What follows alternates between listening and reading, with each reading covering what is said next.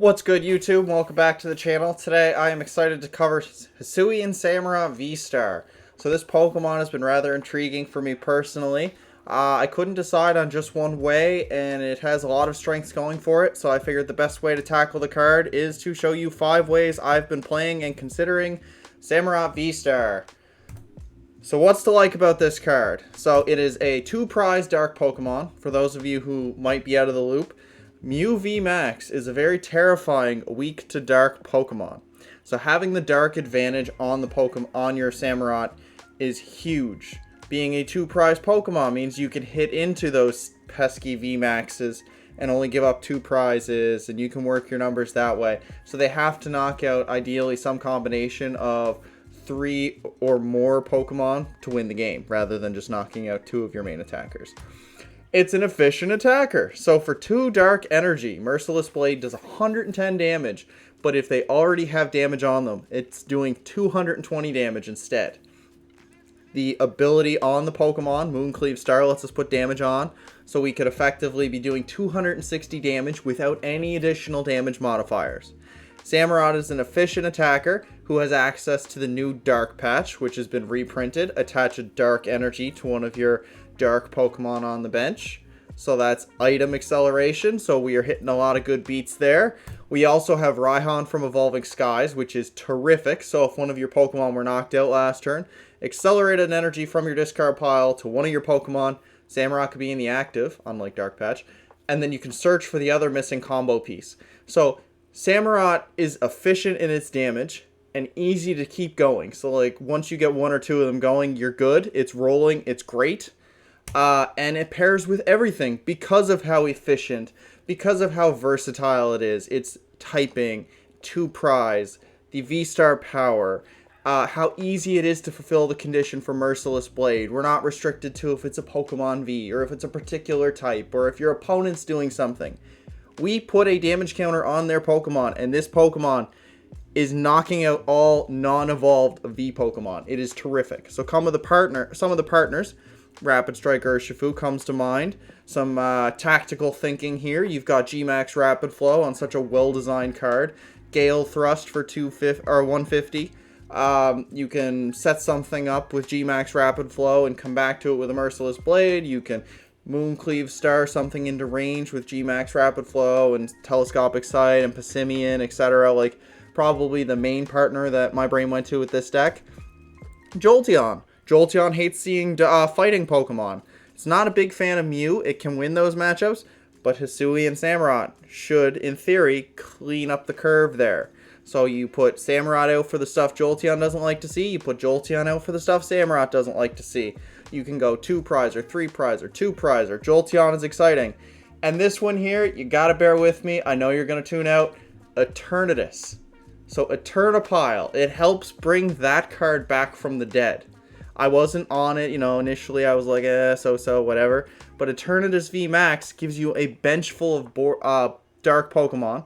Dark Patch works with Eternatus, Samurott's Mooncleave, and the Dread End, so you're doing 310. Then you add in a Choice Spell, you're doing 340.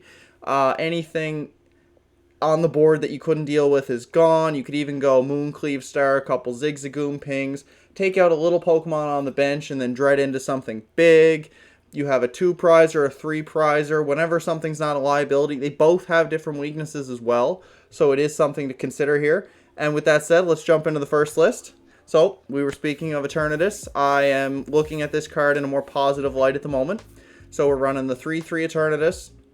It's more or less for the bench setup. You just really want to get 1 or 2. But Samurott would be the attacker we send into battle. Merciless Blade, the Mooncleave Star. We've got Absol as a 1-prizer if we want to deal with those pesky Miltanks running around. Something to throw at the Reggies to make it a little awkward.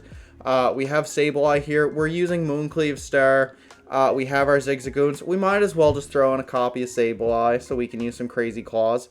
If we want to hit 2 energy, soften something up, knock it out rather effortlessly. We might even want to grab something back from the discard pile. So Sableye's Load Search lets us help there.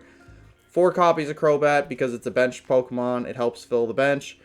We are playing, your standard stuff with 4 Marnie, 3 Boss, 2 Research. little less on the research because we're playing Crobat. I know Path to the Peak exists. Yeah, this deck is kind of in a rough spot with that sense. But you could switch gears and go more Samurott VSTAR if you feel like you're going to constantly be seeing Avery and Path to the Peak, something Eternatus didn't have in previous sets. We have Pokegears to get to our supporters when Path eventually shuts us off, or Avery trims our bench, which might not be too bad, honestly. Some Ultra Balls, some Quick Balls, again, 2 Dark Patches here. You could even work in a copy of Raihan, because I just love the card Raihan. It's a terrific comeback. Ordinary Rod, because we're expecting them to clear our bench, you know, Palkia, Avery, Collapse Stadium. Like, Palkia is a big threat, so we're probably going to get caught in the crossfire in that sense, where they're trying to thin their bench down. So Ordinary Rod just lets us reuse some Pokemon. 2 copies of Switch, 2 Temple of Sinnoh, so that way we can ping something down for Merciless Strike. Or we can use Zigzagoons and not worry about the Mew matchup as much. Oh, we don't have to worry about the Mew matchup. You know what I mean. To get things rolling, we still need to put at least 1 damage on the Mew in order to Merciless Blade it. But Temple of Sinnoh just lets that go. Rose Tower, if we have a brick. It could be a draw 1, draw 2, draw 3. It all depends. It's just a stadium, something different. Training Court just lets us grab a Dark Energy back. Sometimes we pitch too many and we want one back. You know, it just helps. It helps us play into it. 3 Capture, because we really want to see particular basics. So, you know, having about 10 outs for an Eternatus and 2 Samurotts or anything like that. Hiding is just a free switch. You might as well play it as an energy. Really, really good in this deck.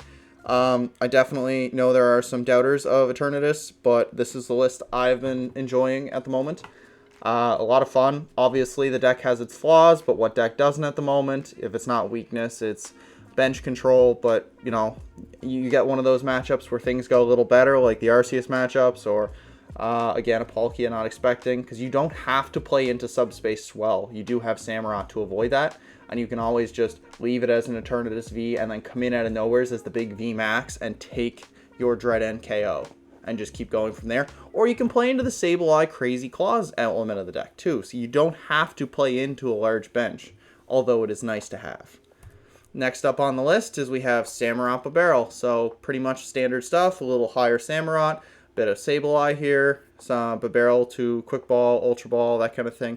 Manaphy to protect our bench, 1 copy of Mew because we're playing nets and some switches. Lets us look for an item card, lets us hunt our dark patches, our nets, our choice belts, our candies.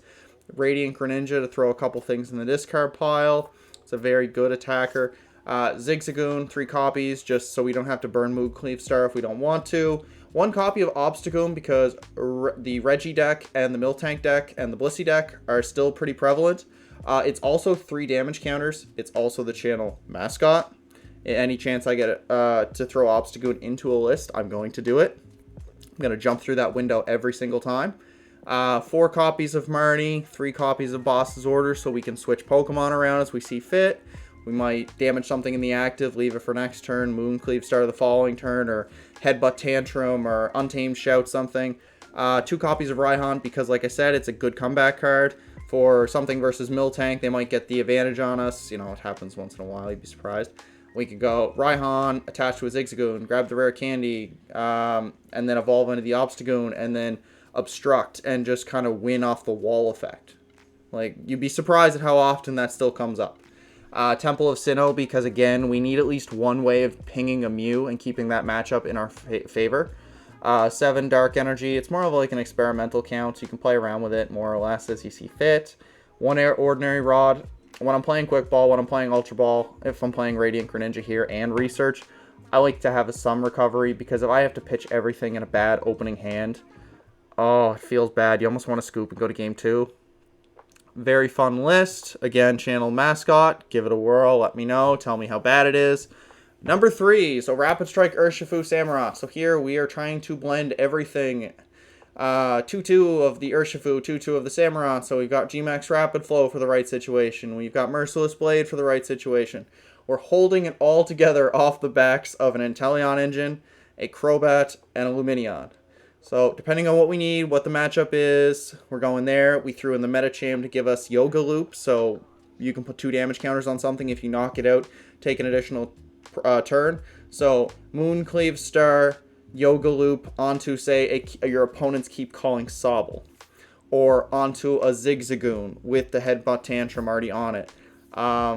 You can knock out one of those 60 or 70 hit point Pokemon and take a knockout there, and then you can kind of push your Drizzile line into the Inteleon line, and then quick shooting some more, and then go into the G-Max Rapid Flow, or search for more puzzle pieces, or really just put them in a bind. It asks a lot, I'm aware. You can definitely trim some counts, work with the Tower of Waters, work against it. Raihan's in here in case we fall behind, gives us a chance to come back. Rapid Flow out of nowhere's the calling card. Piers, again, in this instance, we can search for Rapid Strike Energy, Samurott VSTAR, or a Crobat, or a Zigzagoon. A lot of the deck here. Research, I wanted to play more of, but initially my list was like 76, 77 cards, and I slowly trimmed it down. Luminion, you know, search a supporter, grabs the Raihan, grabs the Piers, grabs the boss, grabs the research. What more to say? It has a lot of combo pieces. When it functions, it fires. If it misses, you're just staring at 7 cards going, what did I just pick up? Again, the list will fine-tune over time. We are getting more stuff in August that I believe will help this list. Even though we are losing the Shady Dealings engine, it might free it up for a different engine to emerge. But I do like this list at the moment. I've had some cheeky highlight reels with it. Then, the Jolteon Samurott. So Jolteon hits what Samurott doesn't like. Samurott hits what Jolteon doesn't like. Samurott's got the Mews. It's got the Urshifus. Jolteon's got everything else. If there's water like Palkia, you name it, it's got it. Jolteon does 100 to the active, and if there's damage on the bench, it does 100 there. So then you can Mooncleave Star, or you can Headbutt Tantrum, or quick shooting something on the bench. Jolteon can hit it. This deck isn't too worried about your opponent playing Manaphy or playing Boss's Orders and canceling Cologne to make sure that we can boss up the Manaphy off the search of, say, a Drizzile or an Inteleon, canceling Cologne it, knock it out. We also play a copy of the super effective glasses, so if we're playing an opposing Palkia deck, we can be careful with our bench spots so they can't knock us out. We can let them bring the Palkia up forward. Super effective glasses, 300 to the active, and then 100 to the bench somewheres. It's not that bad, actually. It's a rather interesting matchup. I did see a similar list that I'm going to leave in the description by Josh Hatter. He posted the combination and brought those two onto my radar, and this is just something I've been experimenting with. But if you like this list and you want to see some more action with it, go check out Josh's channel there.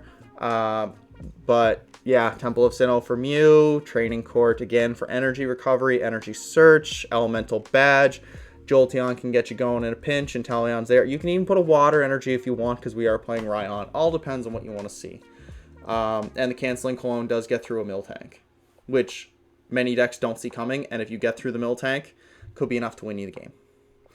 And last but not least is the one that I've probably ripped the most games. It's the one I have on paper at the moment, is Samurott v Inteleon. So this one's very straightforward. I just wanted to see how the deck functioned. I needed to know, what it did well, what, didn't do well. Early game, it struggles just getting set up. But that's any Inteleon engine. You just kind of have to, set up and pray and then go from there. But if you get through that initial phase, then you're pretty much rolling because you have Shady Dealings, you have Zigzagoons, you do have your combo pieces. One Absol's in there. I'm more or less trying it out. I've been trying to see if that 120 attack is enough to deal with one prizers. Because the Reggie deck doesn't seem to be going anywheres. I did play it on the ladder the other day. It was having a good time. Gape Jaw Bog softened some things up. There were times where I wish I had the water energy, so I backtracked and threw the water energy in. I did beat a couple Palkia with this, but it was very, very rough and not one I would favorably trade into. You can do it, but it's there. So we're playing our Manaphy. We're playing the standard Inteleon line, 4 and then 3 Drizzile, 1 Inteleon, 1 Inteleon. I just expect us to have 2 Samurotts, at least 2 Drizziles, and then it's a matter of either we have the Absol or a Zigzagoon, and then either a third Sobble or a Manaphy or something. Like, bench spots are also pretty tough in this deck, so I didn't go hard on the Drizzile engine. And if Jolteon pops its ugly head up, we don't have a clear way to deal with it. So that's why I kind of backed off a little bit and went higher into the Marnies. 2 Dark Patches. I can't see us needing more than 1. So we have Attach for turn, we have Dark Patch, we have Raihan. Just kind of keeps us back-to-back on attackers. Gapejaw Bog is just there. If we get it in our opening hand, we play it. Our opponent might not be able to bump it and, you know, do some cheeky damage. But it's not something I'm leaning into for this strategy. It's just kind of there. Level Ball, you know, Level Ball, Quick Ball. For Ultra Ball, I was playing 3 Evos, but again, I found I was opening them too often, so I upped the Ultra Ball. 2 Choice Belts, Merciless Blade plus 30s, 250, either, and then the damage that's already on it, so it's either 260 or 270. It's not hard to hit Arceus with a Choice Belt or a Big Charm on it, so I don't worry about it too much. 1 Temple of Sinnoh is more for Mew, but it also catches Arceus in the crossfire, so like I enjoyed that as well. I have had a chance to mess around with all these lists. They're obviously just starting points. If you like a list here, please, by all means, change what you don't like. Clean up what you do like. Tell me in the comments what you're thinking. And we'll just keep going from there. So, as a recap, Hisuian Samurott VSTAR. Also got a beautiful gold art in this set. It uptrades with Mew VMAX. So its biggest strength is that Mew VMAX, the fastest, probably hardest hitting deck in the format. S tier, tier 1, wherever you want to put it. Samurott hits it for weakness as a 2-prizer. So its biggest strength is that it's a dark Pokemon. It is a 2-prize Pokemon. It has access to Raihan and Dark Patch before it is ready to go. So it's very easy to streamline these. It has future potential. So that V-Star power, we're probably looking at it in a more narrow scope at the moment. So Mooncleave Star will put 4 damage on something.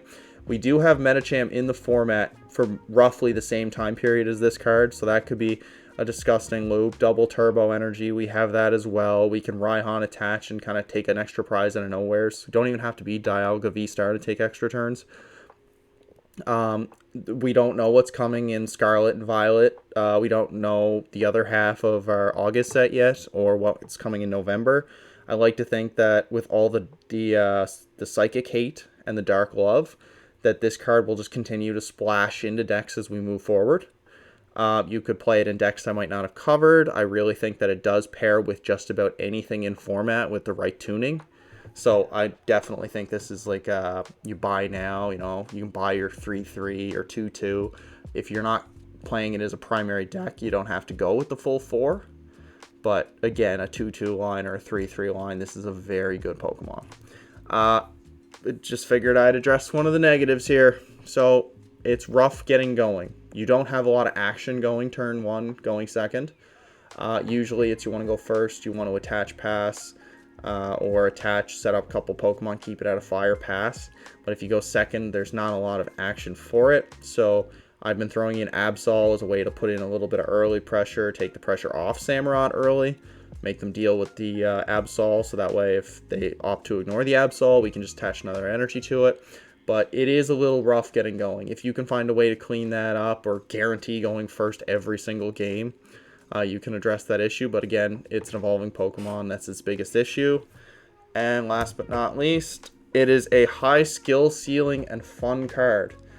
So these are the cards that I always gravitate towards. The ones that make you think. The ones that make you map out a couple turns ahead. Where am I putting my damage? How many damage should I put on that so I can deal with it later?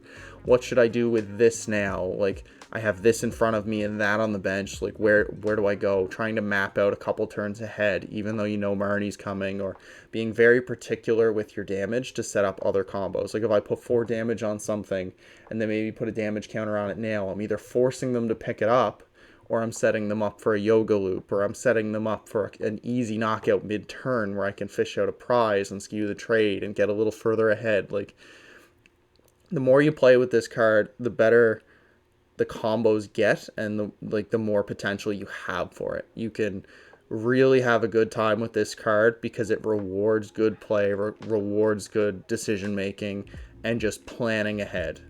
So a lot of decks are just, haha, I play energy, you know, attack for turn, that's it, that's all there is to it. But this is like Urshifu V and this VMAX in the sense that it rewards good decision making. And I think that as time goes on, this card will see more play, and we'll be like, oh my god, I can't believe that card didn't see that much play to start. And it'll just eventually get better over time. But last but not least, we're going to try something new here, and we're going to give it a final grade. So I'm giving it a B+, 7.5 out of 10, if you will. Tier 1.5. I didn't do a tier list for Astral Radiance. I just have been a little busy with personal life. But I think it's tier 1.5 in that it'll capitalize on the room if the meta ever swings towards more Arceus and more Mew. Because Arceus is not one-shotting you, and it's very easy for you to set up. Very easy for you to set up and knock them out. And Mew, you play right into weakness with them, so you get to knock them out rather easily. If there's more Palkia in the room, this is why I put it in 1.5, it's going to see less play and less result, because Palkia is a little nasty. They just fill their bench, and they kind of keep you from filling your bench, and if you're still playing the Inteleon engine, it's a little rough, but I do really like this card, and if you were on the fence with it, I highly recommend giving it a try. Be it online or in person, or picking up the cards now while they're cheap, because if it wins an event, it's going to stay up there. It kind of feels like Gengar, but a little better in that it's just an easy to set up Pokemon that's only going to get better with time. And if you stuck around until the end, I just wanted to say thank you. Let me know what you think down below. Hit that like button. Subscribe if you're not already. Anything else you want to see me cover, just let me know in the comments below. And until next time, take care. You guys are awesome.